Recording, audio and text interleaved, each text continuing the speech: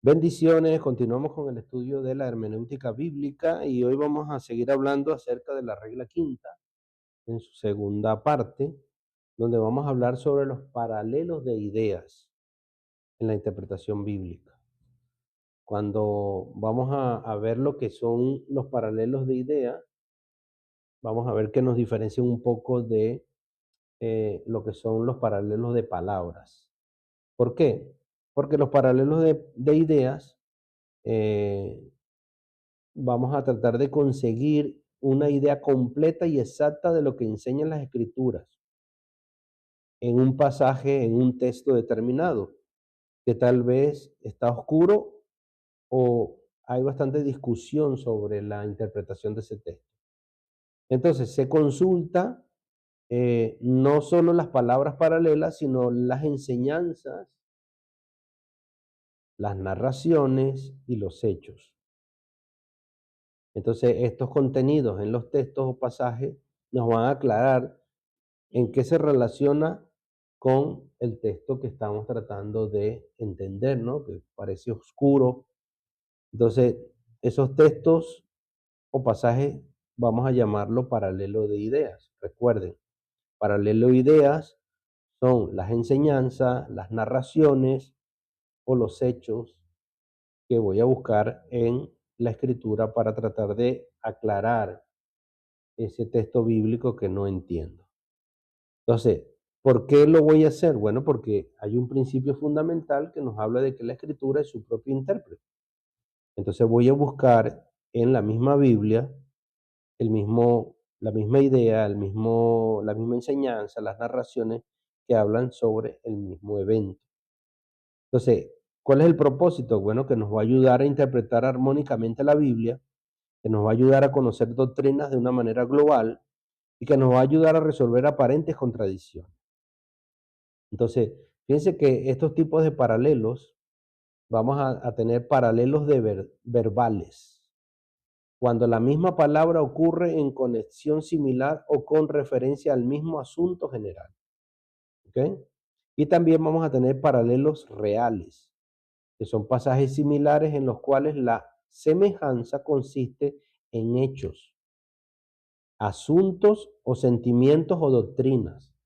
Por ejemplo, si tengo un pasaje que me habla de la doctrina del arrebatamiento y también otro pasaje que me habla del mismo evento, ¿ok? Entonces, ¿cuál es la precaución que debo tener? Deber evitar el peligro de excederse, de no forzar paralelos entre libros muy diferentes. Los paralelos más valiosos suelen encontrarse en libros de una misma índole, lo histórico con lo histórico, por ejemplo, lo profético con lo profético, lo poético con lo poético, es lo que más ayuda a poder tener una interpretación correcta. ¿Ok? Lo podemos ver aquí en este gráfico, está un poco, es medio un poco complicado de entender, pero cuando vemos, por ejemplo, del lado de arriba tenemos los evangelios sinópticos, que son paralelos históricos con el libro de los Hechos, ¿verdad? Y las epístolas, ¿ok? Hay una unidad entre ellos, ¿ok? Después tenemos, por ejemplo, los paralelos reales de doctrinas, de eclesiología, de soteriología, que están dentro de, por ejemplo, las epístolas, ¿ok? Vamos por aquí, por este lado de aquí, vemos, por ejemplo, las biografías, pasajes paralelos de biografía, tenemos a David, tenemos a Abraham, tenemos a Moisés, ¿ok? Después tenemos otros cuadros que son los escatológicos, que hay un paralelo profético, ¿ok? Tenemos aquí, por ejemplo, las profecías mesiánicas, los eventos escatológicos, ¿ok? Están agrupados dentro de un mismo color, ¿sabes? Dentro de un mismo abanico o tramo de la tarta, ¿no? El pedazo de tarta que está aquí abarcado, ¿no? ¿Ok? Eso nos da a entender de que yo voy a buscar, lo primero que voy a buscar de un evento, de una parábola, de una doctrina, lo voy a buscar en el mismo sector, ¿no? No voy a buscar, por ejemplo, un paralelo de una enseñanza en los libros poéticos. ¿ok? O de una profecía en los libros históricos, ¿ok? Entonces, vamos a ver un ejemplo bíblico, una aplicación práctica de paralelo de ideas, la cena del Señor, ¿ok? Tenemos aquí varios, aquí tenemos cinco ejemplos bíblicos de paralelos de ideas, donde voy a tomar referencia y donde vamos a ver cada uno de ellos. Por ejemplo, la institución de la cena del Señor. ¿Cuál es el aparente problema? Dice que al instituir la cena, Jesús dio la copa a sus discípulos, diciendo, bebé de él todos. ¿Ok? Eso está en Mateo 26-27. Entonces, ¿significa esto que solo los ministros deben participar del vino en la cena con exclusión de la congregación? Eso lo vemos, por ejemplo, en algunas iglesias, especialmente en las iglesias católicas, donde solo el vino lo toman los sacerdotes, ¿ok? Pero es por tomar equivocadamente y erróneamente este, este hecho que está aquí. Entonces, ¿cuáles son los paralelos que aclaran esta idea? Nos vamos a 1 Corintios 11, 22 al 29, que dice, nada menos que 6 versículos consecutivos nos presentan el comer del pan y beber del vino, como por ejemplo son hechos inseparables. El comer del pan y beber del vino forman una misma unidad en la cena del Señor. Dice que para todos los miembros, porque encargado a todos los miembros de la iglesia sin distinción. Eso es lo que nos habla en Corintios. Dice en 1 Corintios 11, 23 al 25, que es la cita basada pues de la cena del Señor, dice, porque yo recibí del Señor lo que también os he enseñado, que el Señor Jesús la noche que fue entregado, tomó pan y la copa, y después de haber cenado diciendo, esta es la copa del nuevo pacto en mi sangre. Entonces, ¿cuál es la invención humana para una mala interpretación? La invención humana destituida del fundamento bíblico es, pues, el participar unos del pan y otros del vino en la comunión. La práctica católica de dar solo la hostia al laico contradice los paralelos bíblicos. ¿Cuál es la conclusión? Los paralelos demuestran que todos los creyentes deben participar tanto del pan como del vino, siguiendo el modelo apostólico establecido por Pablo. Vamos con otro ejemplo. El ejemplo número 2. La fundación de la iglesia. Y aquí hay bastante controversia con respecto a esto. ¿Cuál es el problema? Al decir Jesús, sobre esta roca edificaré mi iglesia, que está en Mateo 16, 18, ¿ok? Entonces, ¿será que está poniendo sobre Pedro y los papas como pretenden los católicos? ¿O Cristo nos dice, sobre ti, Pedro, ni sobre esta piedra edificaré mi iglesia, sino que dice, sobre esta roca? Entonces la diferencia es fundamental. ¿Ok? Vamos a ver cuáles son los paralelos de ese pasaje que acabamos de ver. Los paralelos de Mateo 16, 18 son Mateo 21, 42 al 44, y se nos presenta a Jesús mismo con como la piedra fundamental o cabeza de esquina y que profetizada ya y tipificada en el Antiguo Testamento. Primera de Pedro 2, 4, 8 dice, Pedro mismo declara que Cristo es la piedra viva, la principal piedra del ángulo en Sión, la piedra desechada por los judíos que fue hecha cabeza del ángulo. En Efesios 2:20, Pablo declara que somos edificados sobre el fundamento de los apóstoles y profetas, siendo la principal piedra del ángulo Jesucristo mismo. En 1 Corintios 3, 10 al 11, dice, como perito y arquitecto, Pablo dice que nadie puede poner otro fundamento que el que está puesto, el cual es Cristo Jesús. Entonces, ¿cuál es la conclusión? Utilizando los pasajes paralelos. Cotejando esto y otros pasajes paralelos, llegamos a la persuasión de que Cristo es en este texto, ¿verdad? No constituye a Pedro en fundamento de la iglesia. La roca es Cristo mismo, no Pedro. ¿Ok? Entonces fíjense cómo utilizando los paralelos de eventos, de ideas, de enseñanza, puedo llegar a una correcta interpretación de quién es la roca, que no es Pedro ni los apóstoles, sino que es Cristo mismo.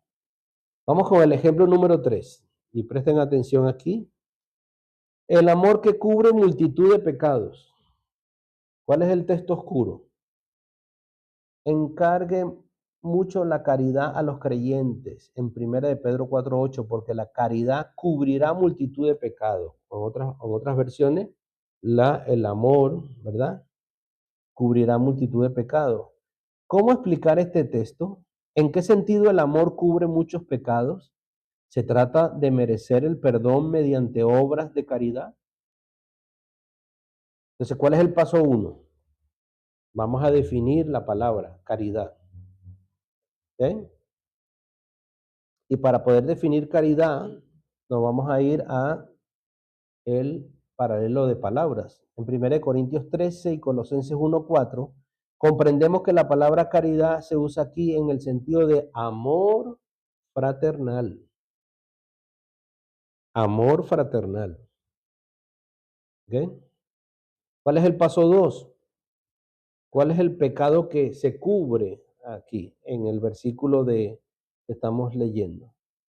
En Romanos 4:8 y Salmo 32:1 se nos presenta el pecado perdonado como bajo la figura de pecado cubierto, sepultado en el olvido.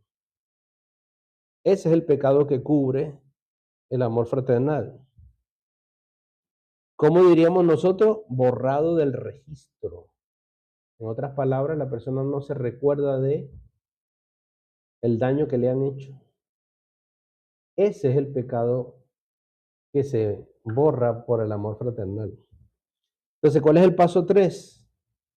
Vamos a consultar el contenido de Proverbios 10:12 que dice, el odio despierta rencilla, pero el amor cubre todas las faltas. El amor cubre todas las faltas. ¿Cuáles son esas faltas? Las que ya hemos definido en el paso 2, que es el, eh, el recuerdo del daño que me han hecho. Entonces, lo que no enseña este pasaje es, no se trata de merecer el perdón de los pecados propios mediante obras de caridad. No se trata de encubrir pecados propios y ajenos mediante disimulos y excusas. Lo que sí enseña es que el amor fraternal cubre muchos pecados en el sentido de perdonar las ofensas. Yo perdono a mi hermano por la ofensa que me ha hecho. Y entonces ese amor fraternal que fluye es lo que va a hacer de verdad que esa persona pueda recibir perdón. Recibas perdón de los hermanos. Dice, sepultándolos en el olvido, contrario al odio que despierta rencillas y aviva el pecado de entre las personas, ¿verdad? Entonces fíjense cómo no se refiere a cubrir pecados personales, pecados que realmente nos dañan delante de Dios, ¿ok? Hablando de el poder perdonar a la persona por lo que me ha hecho, ¿no? Por la ofensa que me ha hecho. Ejemplo número 4, la nueva criatura. Dice la expresión figurada, porque en Cristo Jesús ni la circuncisión ni la incircuncisión vale para nada, sino la nueva criatura. Gálatas 6:15. Según este texto, lo que es el valor para Cristo es la nueva criatura. ¿Qué significa esta expresión figurada? Vamos a ver las características de la nueva criatura. En Cristo Jesús tenemos una identidad transformada, todas las cosas nuevas, o sea, que viva renovado la persona, que tenga una fe activa, obediente y genuina. Vamos a ver entonces qué tengo que hacer. Voy a buscar los paralelos que hablan sobre ideas de ese mismo tipo, ¿no? Sobre la nueva criatura que somos en Cristo Jesús. Dice 2 Corintios 5, 16 al 17, hallamos que la criatura nueva es la persona que está en Cristo Jesús. Con lo cual todas las cosas viejas pasaron y todas son hechas nuevas. Entonces, esa persona nueva, esa nueva criatura, es la persona que está en Cristo Jesús. Según Gálatas 5, 6 y 1 Corintios 7, 19, se nos presenta la criatura nueva como persona que tiene fe y que observa los mandamientos de Dios. Entonces, fíjense cómo puedo interpretar ahora esa nueva criatura. Los paralelos definen la nueva criatura como la persona regenerada que está en Cristo Jesús, con una vida transformada, caracterizada por la fe activa y la obediencia a los mandamientos de Dios. No es meramente un cambio externo, sino una creación nueva del Espíritu. ¿Sí? No es un cambio externo. Hay gente que cree que la nueva criatura es cómo yo me veo exteriormente. ¿Ok? Y podemos utilizar estos versículos bíblicos para decir, oye, mira, realmente no has cambiado porque te sigo viendo igual. Vamos a ver ejemplo número 5. La justificación por la fe. Esto ha sido un tema también polémico que ha dividido a muchas iglesias. Dice que, ¿cuál es la idea? Dice, y ser hallado en él, no teniendo ni mi propia justicia, que es por la ley, sino por la que es por la fe en Cristo. La justicia que es de Dios por la fe. Filipenses 3:9. Pablo expone sumariamente la idea de la justificación por la fe. Para conseguir aclaración de esta idea es preciso acudir a numerosos pasajes. Pero recuerden, vamos a buscarlo primeramente de lo mismo que dice Pablo. Romanos 3:5 explica cómo la ley, todo hombre es reo convicto delante de Dios. Gálatas 3:4 muestra cómo por fe en la muerte de Cristo el hombre queda declarado justo. Romanos 3, 21 al 24, pero ahora aparte de la ley se ha manifestado la justicia de Dios por medio de la fe en Cristo para todos los que creen, porque no hay diferencia, todos pecaron y están destituidos de la gloria de Dios, siendo justificados gratuitamente por gracia, mediante la redención que es en Cristo Jesús. Entonces, por la ley todo hombre es reo convicto, el hombre queda condenado y ninguno puede ser justificado. Entonces, por la ley es lo que nos define eso. Ahora, por la fe, en la muerte de Cristo, sin mérito propio alguno, queda declarado justo y absuelto. Ahora, ¿cuál es el principio de este? Las ideas sumariamente expresadas requieren paralelos más extensos y explicados para su correcta comprensión, ¿okay? Que es la justificación por la fe. No puedo simplemente sacar un versículo bíblico, decir, bueno, el justo por la fe vivirá, ¿no? Hay un versículo, ¿verdad?, que nos habla acerca de eso. Inclusive ese versículo también está en el Antiguo Testamento. Pero vemos que tenemos que hacer mención de los paralelos de esos eventos que salen allí, principalmente en el mismo Pablo que habla acerca de esta doctrina tan importante de la justificación por la fe. Entonces, ¿cuál es la metodología? ¿Cómo aplicar correctamente los paralelos? Primero voy a utilizar los principios y voy a utilizar las jerarquías. ¿Okay? Número 1, voy a aclarar lo oscuro. Número 2, voy a interpretar lo figurado. Número 3, voy a desarrollar lo sumario, o sea, lo esencial. Las ideas sumarias expresadas mediante las palabras más extensas y explícitas. Nos van a dar declaraciones concisas que requieren desarrollo mediante pasajes paralelos. Por ejemplo, como el que teníamos de la justificación por la fe. ¿Okay? Voy a tener en cuenta de que como principio es que la Biblia es su propio intérprete. O sea, no voy a buscar una interpretación fuera de la Biblia. ¿Okay? ¿Vale? Ningún pasaje debe contradecir lo que dice otro pasaje. Si yo digo, esto es una doctrina, bueno, vamos a ver si ese pasaje, si esa doctrina que supuestamente enseña ese pasaje, vamos a saber si no se contradice con otro. ¿Ok? La interpretación debe ser coherente teológicamente, o sea, coherente, de que no contradiga la interpretación que estoy haciendo de un texto bíblico. Si es completamente nuevo, es probable que sea falso. ¿Por qué? Porque hay gente que saca versículos bíblicos de contexto, un solo versículo para dar una doctrina. Entonces, si eso ya si no se conoce a estas alturas del cristianismo, después de más de 2000 años, entonces lo más seguro es que sea falso. Si alguien saca un versículo bíblico de contexto y dice que tuvo una visión, que tuvo un ángel, que tuvo un sueño, y esto es lo que significa, y es algo nuevo, seguramente es falso. ¿Ok? Entonces, vamos a tener siempre, recuerden, los criterios de selección, libros similares que vamos a buscar, ¿no? Que sean de más claridad y que haya una armonía doctrinal, ¿ok? Y tenemos que tener precaución, no forzar los paralelos. Una comparación cuidadosa demostrará si existe verdadero paralelismo o solo semejanza superficial, ¿ok? Ahí, por ejemplo, vemos los paralelos donde tenemos los contextos inmediatos, que sea del mismo libro, ¿ok?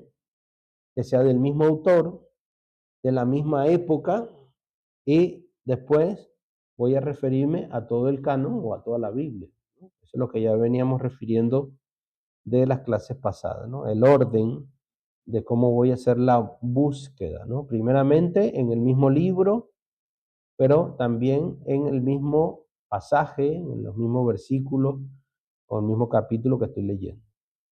Entonces vamos a hacer la síntesis de la integración y aplicaciones prácticas de los paralelos de ideas. ¿Ok? ¿Vale? Primero voy a buscar los errores comunes al usar los paralelos. ¿Cuáles son los errores comunes? Sacar de contexto. Citar versículos aislados sin considerar su propio contexto inmediato. ¿Ok? Otro, por ejemplo, forzar paralelos. Intentar hacer paralelos entre libros muy diferentes en géneros y propósitos. ¿Ok? Bueno, hacer un paralelo entre los libros poéticos y los libros proféticos. Entonces, voy a forzar. Hay personas que usted los va a notar cuando están predicando que están forzando los paralelos y están aplicando versículos bíblicos que no tienen nada que ver con lo que están diciendo. Y el conocer estas cosas nos va a ayudar a desarrollar nuestra habilidad para captar el error. Y el Espíritu Santo va a usar todo esto para ayudarnos a detectar el error. ¿Eh? Segundo, ignorar la naturaleza del texto. Por ejemplo, no distinguir entre textos históricos, textos poéticos, textos proféticos. ¿Ok? Es un error muy común donde si vamos a utilizar paralelos de ideas, de eventos, pues vamos a utilizar, si utilizamos eso, vamos a cometer errores. Crear doctrinas nuevas. ¿Eh? Descubrir nuevas verdades que nunca fueron sostenidas por la iglesia. Y ahora, por ejemplo, lo que pasó con el libro de Mormón. ¿Eh? Joseph Smith vio un ángel, donde le entregó un libro nuevo, el libro de Mormón, y de ahí sacó tantas ideas raras. Luego también tenemos que tener cuidado con los paralelos aparentes, confundir palabras iguales con conceptos iguales. Por ejemplo, un ejemplo positivo, Lucas 14:26 versus Mateo 10:37. Si alguno viene a mí y no aborrece a su padre, no puede ser mi discípulo. ¿Okay? El paralelo en Mateo 10:37 aclara, el que ama a padre o a madre más que a mí. ¿Okay? Entonces no está hablando de odio literal, sino de prioridad. ¿Ok? Entonces, muy importante que tengamos en cuenta eso. Entonces, ¿cuáles son los beneficios de esta regla hermenéutica? Nos va a ayudar a hacer interpretaciones armoniosas, nos va a dar una comprensión global, nos va a ayudar a resolución de dudas, a protección contra errores Y indudablemente todo esto va a llevar a un crecimiento espiritual equilibrado, ¿verdad? Profundo, donde vamos a conocer verdaderamente las doctrinas bíblicas y lo vamos a poder poner en práctica. Amén.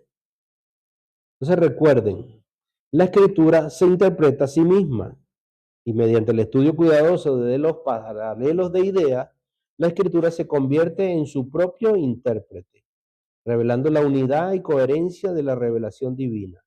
Así que estudia, compara y comprende. Amén. Que Dios les bendiga y que Dios les guarde.